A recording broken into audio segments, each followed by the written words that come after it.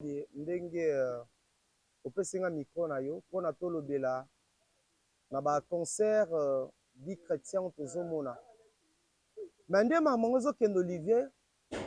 En tout cas bando balimbisanga naza komituna si réellement ezali ba concert chrétien po eza soni ezali mpe mawa oyo tokomi komona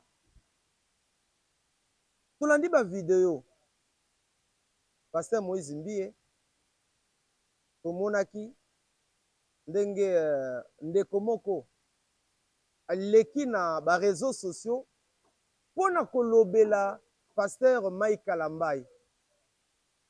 Tolandi yango bavideo ezali na bona ntango bakombo na bango mpina rappele bino ce qu'ils ont dit. Tolandi ndeko wana ndenge mpe azoloba mabe mpona majabu batielaka bato boye boye boye boye esali pasi mpe esali mawa esali pasi esali mawa nasi bolandaki ndeko wana comment alobaki bainsanité à l'égard ya Pasteur Mike Kalambai puis à l'égard ya majabu akumisi Pasteur Moïse Mbie. Mais comment vous allez pasteur? Là c'est na Congo ba communicateur bazangité, na mina ba chrétien ba communicateur bazangité. C'est vrai, tu peux te servir de n'importe quel canal pour en faire passer message na yo. Mais c'est un canal vous allez utiliser, ndeko vous allez utiliser, yo lokola mosai na Nzambe orienté. Mais comment tu peux accepter, toi tu es un pasteur, un homme de Dieu, ndeko moko akei mpona kotuka moninga na yo kolobela moninga na yo collègue pasteur.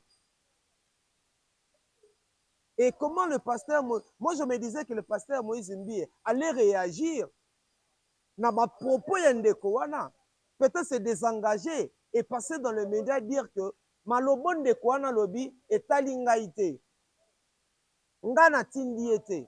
Mais ce qu'on l'a dit makambo comprendre, ce sont des gens qui ont été motivés, stimulés pour qu'ils, n'est-ce pas, pour qu'ils rencontrent des niaiseries, des conneries.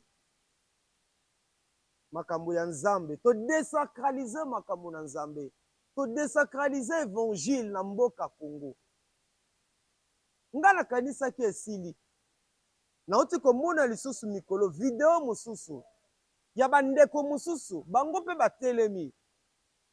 Baye pona kolobela Pasteur Moïse Mbie na ndenge ya mabe ko diminuer ye ko sambwisa ye ko rencontrer ba niaiserie ba connerie buzoba ba video bomoni yango o ba ndeko wana e bandaki d'abord Pasteur Moïse Mbie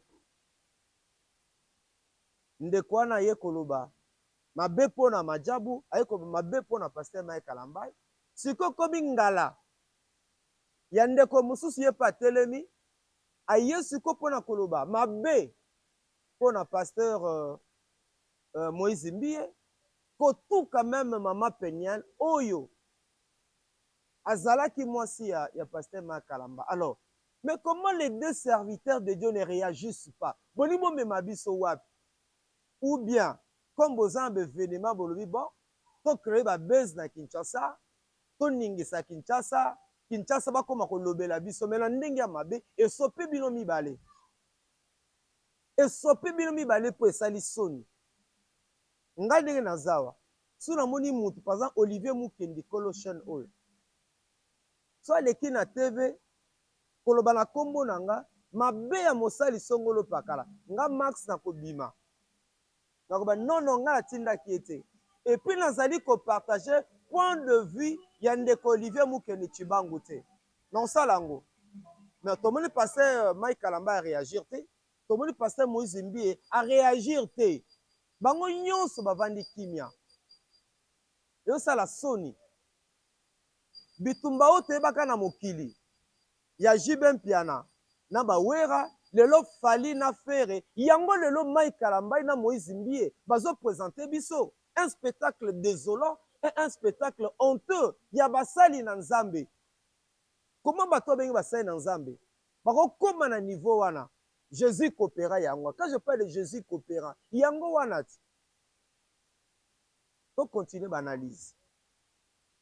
Comment dit Pasteur Moïse Mbie aza na concert le 19 à 5e mois eloko etikenge esenga pasi ya komona comment Jésus coopérant azo détruire l'église dans Nkolo.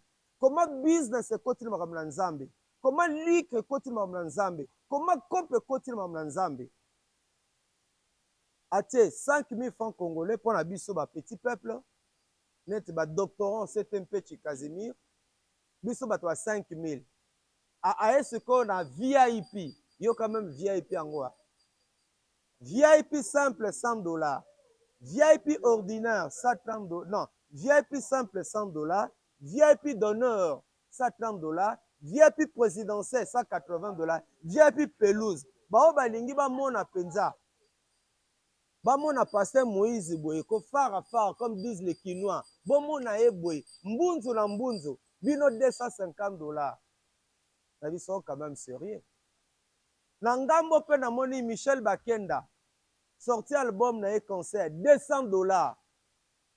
$200. Est-ce que vous voyez que na Congo bato asala lokola basala raté? Est-ce que vous voyez que na Congo mbongo ya Congo ezo profiter une catégorie de gens bango nde bazotonga? Est-ce que vous voyez que mbongo ya Congo eza pona ba député, pona ba mandateur? Mbongo ya Congo ezo profiter na bato ebele ta? Na mboko nzala ezali lokola évangile. Na mboko todefaka lipa na tongo okimi mpona ofuta na pokwa. Na mboko moto asalaka lokola asalaka te. Eza même na baeglise lelo mabonze ekomaka 100 000 francs congolais te. Baeglise wana ezali bamama misusu bayaka na baeglise na biso alukaka 100 000 francs congolais ateka mapa. Moto mosusu alukaka 50 000 francs congolais ateka nguba. Pasteur Moïse mbi sont quand même sérieux. Bosala biso bo mpo nani?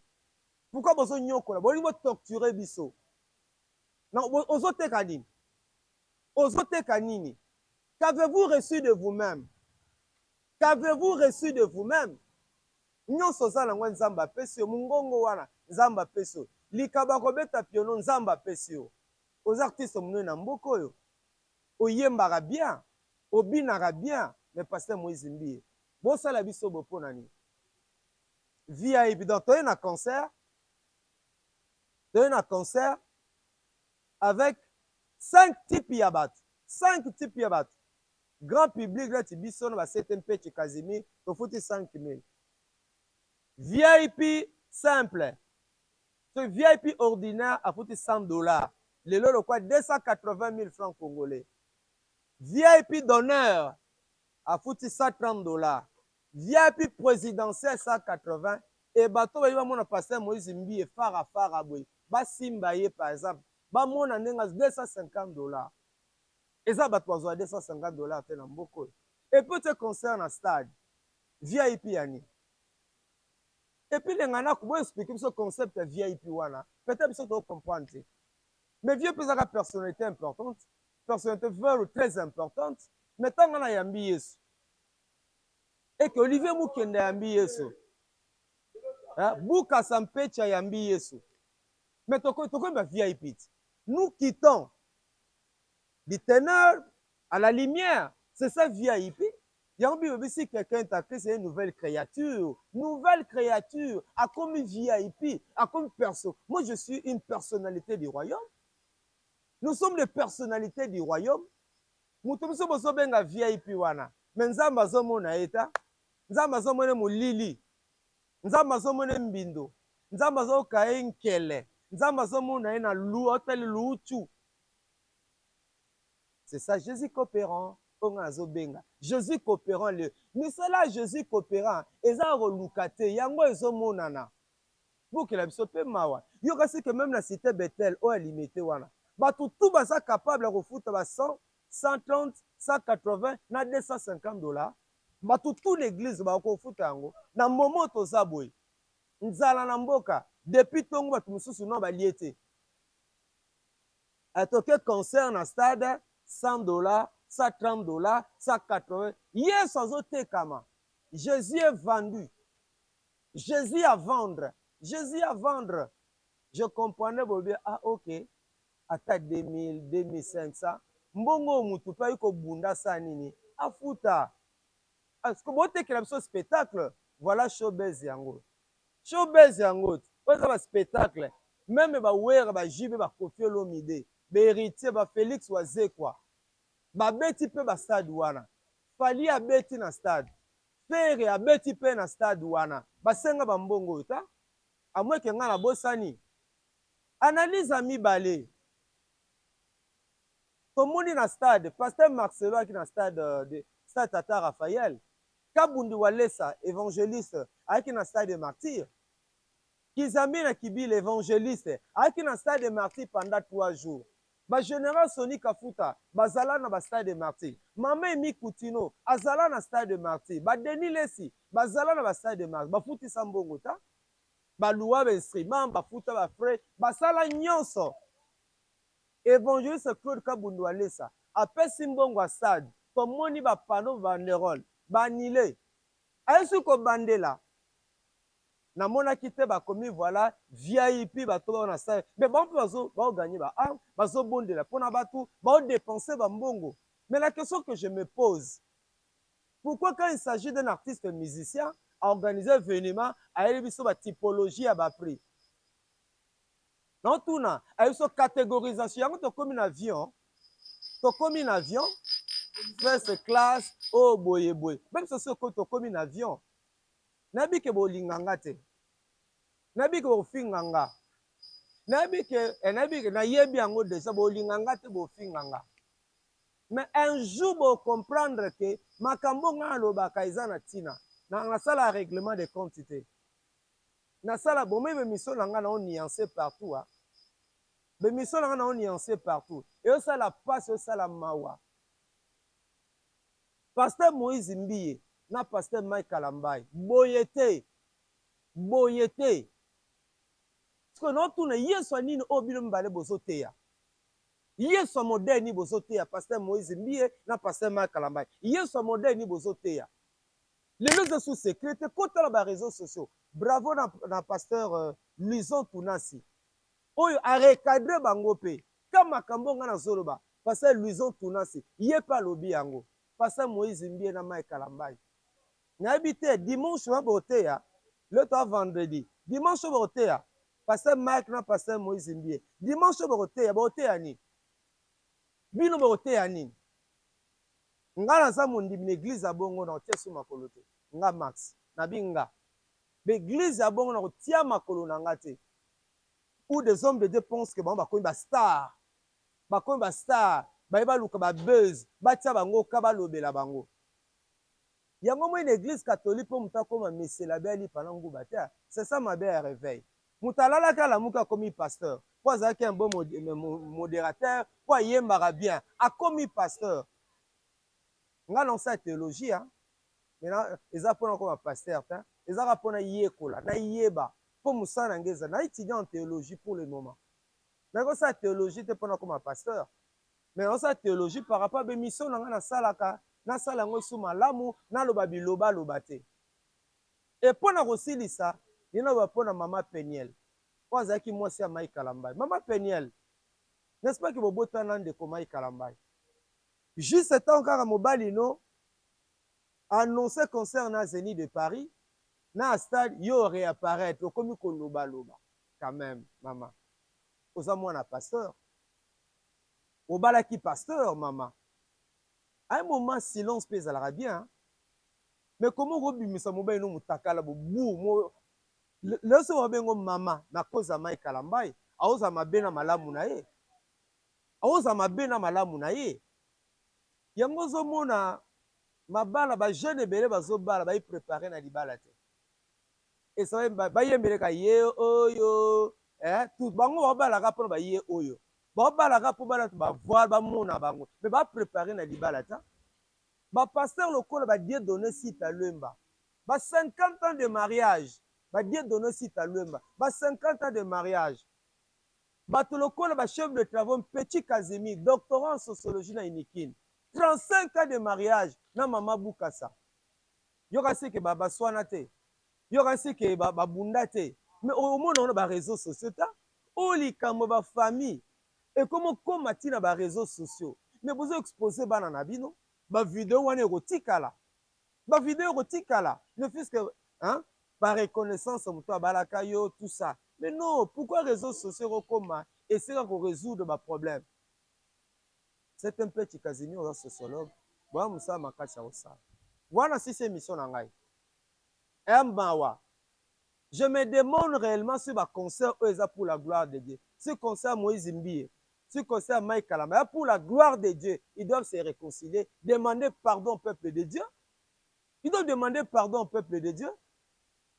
Ils sont malades. Ils doivent demander pardon de l'autre côté réseau social. Et puis, bon, ils bateau bazab égyptien.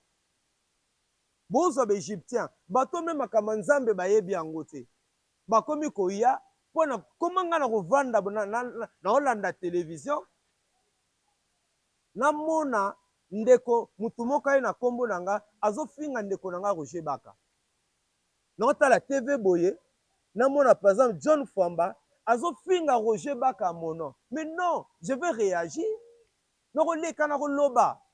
Et puis je dirais non, papa Roger, ngai tem na tindie, ngai na rosala ngote. Mais comment les Canadiens bazofinga pasteur Mike Kalambay? Pasteur Moïse ne réagit pas. Comment les Canadiens bazofinga pasteur Moïse Mbie, pasteur Mike Kalambay ne réagit pas. Puisque ces gens-là baoloba na kombo na bango. Puis net yebi Kinshasa. Bandeko wana po baloba boy, moi eloko epesama te. Bandeko wana po baloba ba niveau wana, non, moi eloko ezopesama. Mais léon église ba communicateur chrétien bazé belé. Ba Roger Baka, ba John Famba. Bapo Ipan. Bazali Belé, c'est un petit Casimir. Un jeune de 35 ans, bientôt professeur d'université à Kinshasa. C'est un enfant de Dieu, un garçon très intelligent. Mais c'est un chrétien, un bon communicateur. Bazali. En tout cas, bande konangeza na osala émission na mawana pasi. Jamais na ba catholique bomo na makambabo. Abe moko, abe lufulabo. Ayeko finga abe nzukudia. Jamais komona abe atabakutuba. Akobela abe mamonambwa. Jamais komona abe wazoladia. Akobela abe bidia. Jamais komona ngo. Abe vraiment wazoladia. Akobela abe bidia. Jamais komona ngo. Mais biso awa na yebite. Des gens sans éthique. Est-ce que na théologien ba cours éthique ezalaka te? Théologien ba sala. Est-ce que ba sala pe ba théologien nga solo? Parce que Moïse Mbie a sa théologie, une fois il y a une conférence de presse, assis à la distinction. Mais il ne suffit pas, n'est-ce pas, d'étudier la théologie à l'université, mais il faut l'appliquer. Il faut l'appliquer, puisque discipline nyonso, et ça lié à l'éthique, mais à la déontologie. Hein? Il y a une déontologie spéciale liée à la profession, à la discipline. Où est bisono tout na siko? La théologie na bango ba sala ngondengini. Yo mona abe vraiment aben zamakwa. Aben Zamankwa, Akobela, Abe Mosaka, Aben Zamankwa, le bel Abe Mosaka, est-ce que ça peut se faire? Boka moite. Yesu alobaka, toko yeba bango na misana bango, nakasi ndeko nanga oyo yemba nzembo yo. Pichu mwanza. Toko yeba bango na misana bango yangwana, Jésus coopéra. Misala Jésus coopéra ya. Quand je dis Jésus coopéra, bakba osilika. Mais bilo mo nangote. Bon, mon misala Jésus coopérante, bah oteka Yesu na stade $250, 180, 130, $100. Yesu oteka mati.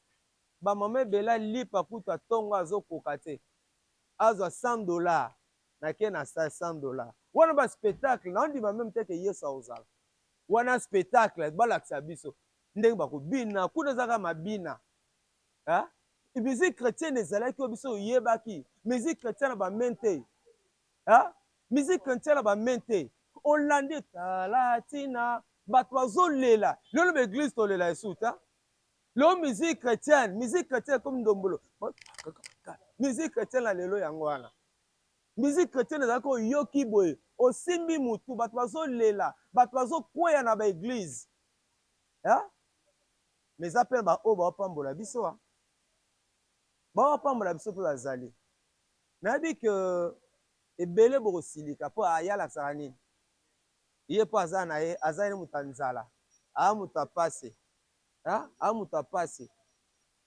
amutapase aotika CV na ye azwane ka ba moto bosi na zi moto esani kozwa moto ya lisumu na mboka kuto otambola na ba pirogue na bwatu me tokoma ti tolongwa mbanda kati ngende na bwatu luka kaka boye toluka koba na mbanda kati ngende na boîte échange biso so finga tambo na moto boza nzambe na apesi te na boma nzoto bolamba bolia na oyate Julia bolamba bolia batu pe bisa ba exposition un peu baza pe inspiré bolamba bolia na oyate na ba concert wana po Yesu azate Yesu ate bolamba na bino bolia bo bakisata mwamba ngana oyate po Yesu ate esa la passe na motema esa la passe na motema esa la puka na bien na tuna bino pasa Moïse mbie nino ozwi na makasi na yo nino ozwi na makasi na yo nino ozwi na makasi na yo bon nzamba sunga peut-être eza révélation o nzamba apesaki ye atia 5000 $100 $130 $180 $250 emso eza nango révélation toya sumuka na biso pamba mpo bango bayokaka nzambe nyonso bango basala bayokaka nzambe toya sumuka pamba tika ete nzambe asunga tobondela mpo na paster Mike tobondela mpe mpo na paster Moïse Mbie nzambe asunga bango nzambe asunga bango ome eloko succès ya so gérer yango bien te eza bato bamataka mpe lelo bakita babeta su lisolo na bango te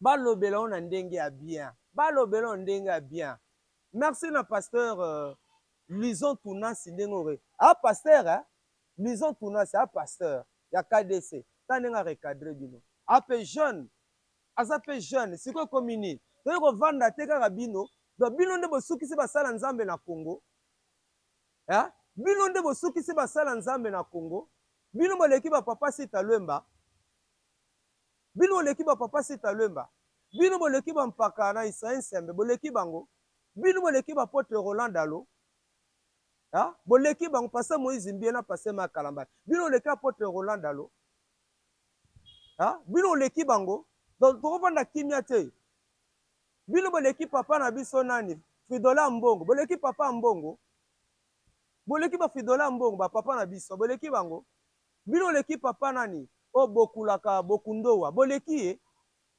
boleki papa bokundowa est-ce que vous yoka bango na ba futilité boka bango na ba futilité nya que vous comme pasteur na Kinshasa toyi ko vanda te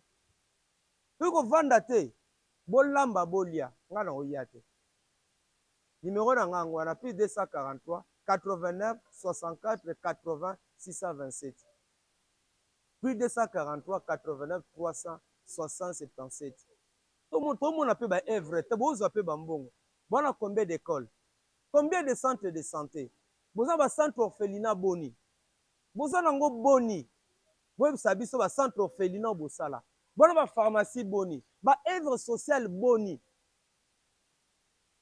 bulongoli batu luzitu wana koza mosala na nzambe pasteur Ndeko Michel Bakenda sorti album $200 $200 lelo eza 540 000 francs congolais sote na bato d'achat obetanga ta ba 560 donc na longo na ndako wana 560 000 na ko pesa Michel Bakenda même so bi cocktail biso sengo cocktail to sengo cocktail na yo mutu ba prix quand même na ndio to pe bana bolakisi clairement que oza nango Jésus coopérant yango na eza Jésus coopérant na pro c'est trop oh silika na ye oya kofinga afinga na ye mais peuple congolais tofungola miso nzambe asunga biso bravo na basali na nzambe nyonso ya bien basali na nzambe ebele na Kinshasa bazoorganize baséminaire bacroisade mais bafuta bapris badroit d'entrée ta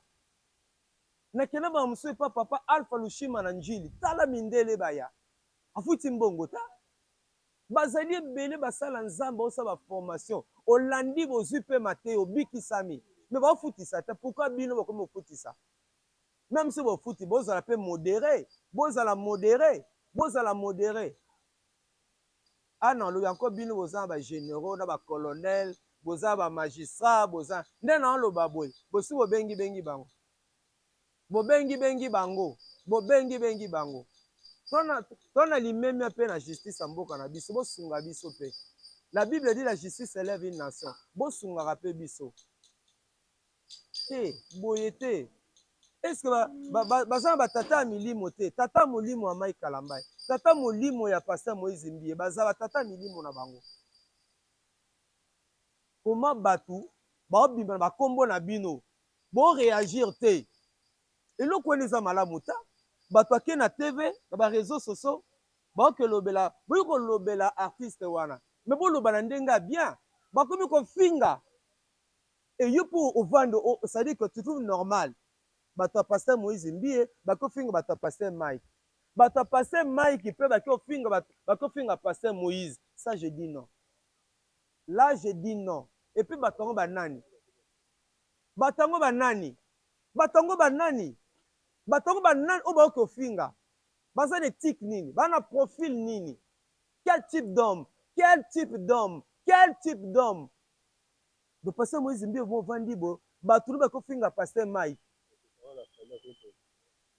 hein bato pe ya Pasteur Mike ala balongwe bake kofinga Pasteur Moïse Mbie bake kotuka ye bake kolobela mabe ya majabu comme institution mais majabu wana ese bino pe c'est vrai que ngai eza bapona kopera na majabu te na cadre ya compétition la position na ngai yebami toyi kondongwa na mambo ya nzambe te mais basungi mpe bato ebele Pasteur Moïse Mbie yo mpo evraka kuna to bato nao bake bana kofinga institution wana eza malamu te mais puisque par reconnaissance par gratitude tete nzambe apambola bino nde tokuta yemba ya nsima numéro na nga yango wana plus 243 89 64 86 27 89 360 77. Assistant social Max Mbenga Lopassa, opérateur pédagogique, opérateur culturel, étudiant en théologie.